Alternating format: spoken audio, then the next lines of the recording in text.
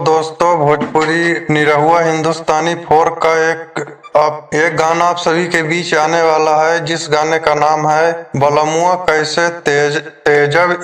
इसी गाने के बारे में अपडेट देंगे, तो वीडियो पूरा जरूर देखें। चलिए आपको बता दूं, निरहुआ हिंदुस्तानी फोक का एक बहुत शानदार गाना आप सभी के बीच आने वाला है, जिस गाने का नाम है बलमुआ कैसे तेजब। इस गाने को लिखे हैं प्यारे लाल, जो कि बहुत शानदार है गाना आप सभी के बीच आने वाला है निरहुआ म्यूजिक वर्ल्ड के यूट्यूब चैनल पर 1 अप्रैल सुबह के 7 बजे।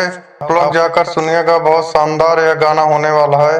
और यह गाना होने वाला है निरहुआ हिंदुस्तानी फोक का, और इस गाने को गाए हैं कल्पना, और इस मूवी के निर्माता हैं प्रवेश लाल यादव। आप लोग जाकर इस गाने को निरहुआ हिंदुस्तानी निरहुआ म्यूजिक वर्ल्ड के यूट्यूब चैनल पर 1 अप्रैल सुबह के 7 बजे का जरूर सुने। धन्यवाद।